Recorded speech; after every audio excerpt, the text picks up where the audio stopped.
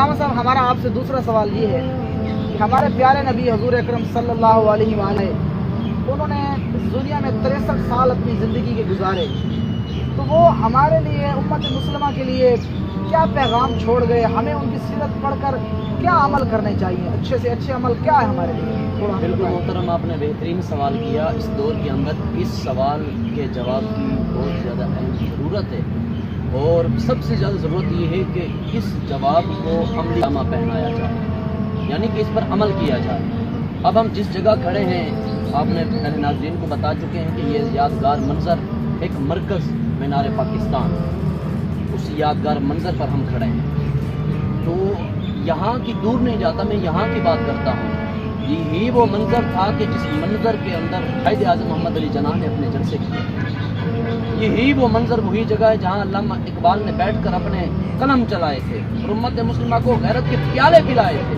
یہی وہ جگہ ہے جہاں ہمارے بڑے بڑے اسلاف نے جلسے کر کے، چاہے وہ ناموس رسالت کا جلسہ ہو، چاہے ختم نبوت کا جلسہ ہو، چاہے صحابہ یا اہل بیت کی ناموس کا مسئلہ ہو، کوئی بھی دینی مسئلہ ہو، یہیں پر اکٹھے ہو کر ایک جلسہ کر کے لوگوں کو بتلاتے تھے، لوگوں ہم بالکل متفرق نہیں ہیں، بلکہ ہم ایک مٹھی کی طرح اتحاد والے، ہم چاہیں کچھ بھی کر سکتے ہیں۔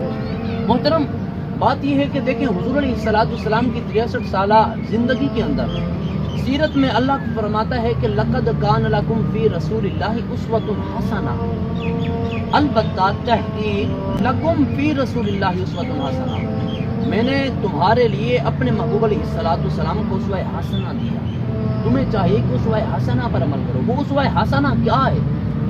اب دیکھیں حضور علیہ السلام جب سے پیدا ہوئے، جب حضور نے اپنی ختم نبوت کا اعلان فرمایا، اپنا حضور نے فرمایا نبوت کا اظہار فرمایا 40 سال بعد، لیکن 40 سال سے پہلے لوگ آپ کو صادق مانتے تھے، امین بھی مانتے تھے، سچا مانتے تھے، کردار کا اچھا مانتے تھے، اخلاق کا میٹھا پیارا مانتے تھے، گفتار کی مٹھاس مانتے تھے، سب کچھ مانتے تھے۔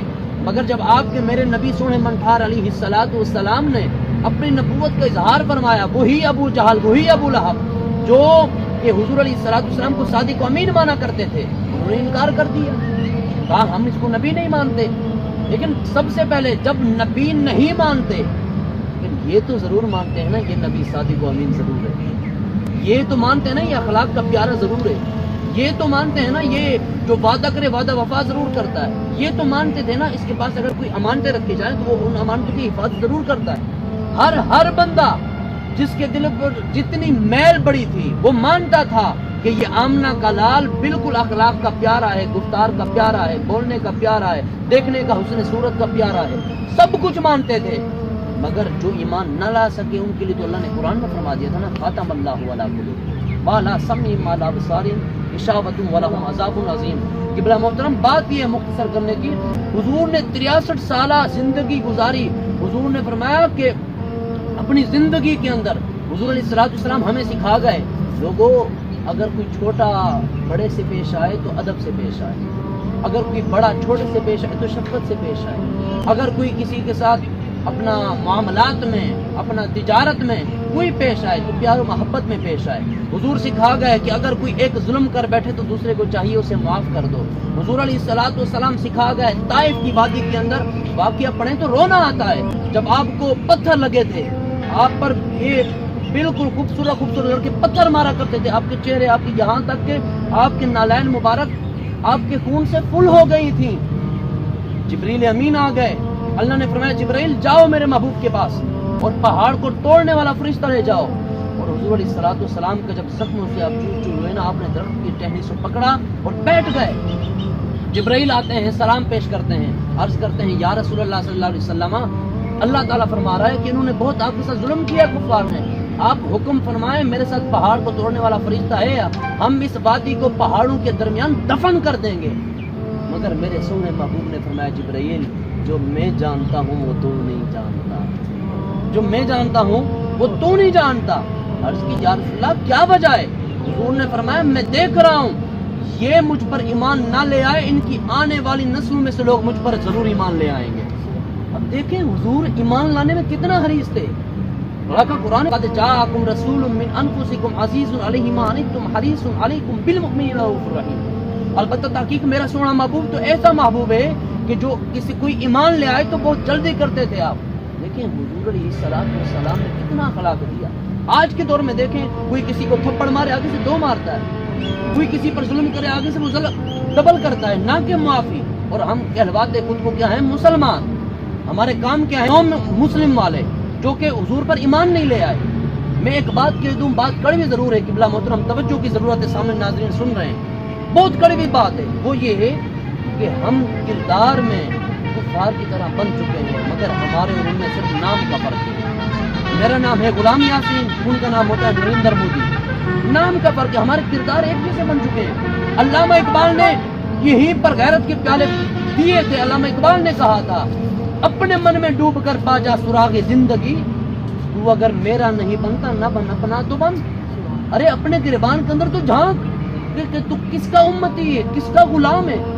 جھنڈے لہرا کر یہاں پیغام دینا چاہتا ہوں, جھنڈے لہرا کر غلام یہ رسول میں موت بھی قبول ہے, جو ہونا عشق مصطفیٰ زندگی فضول ہے. غلام یہ رسول میں موت قبول ہو رہی ہے, یہاں نماز پڑھنا قبول نہیں ہو رہی. یہاں پر ایک مسلمان کے ساتھ اچھے طریقے سے اخلاق کے ساتھ پیش آنا قبول نہیں ہو رہا. جھنڈے لہرا کر نعرے لگا کر حضور کا غلام نہیں بنا جاتا, بلکہ جھنڈے لہرا کر نعرے لگا کر تب بھی حضور کا غلام بنا جاتا ہے جب حضور علیہ السلام کی حقیقی سیرت پر عمل کیا جائے.